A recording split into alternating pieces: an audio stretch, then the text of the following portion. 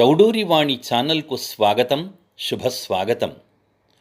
గణేశ పంచరత్న స్తోత్రం. సమస్తలోకశంకరం నిరస్తదైత్యకుంజరం దరేతరోదరం వరం వరే భవక్త్రమక్షరం కృపాకరం క్షమాకరం ముదాకరం యశస్కరం మనస్కరం నమస్కృతాం నమస్కరోమి భాస్వరం.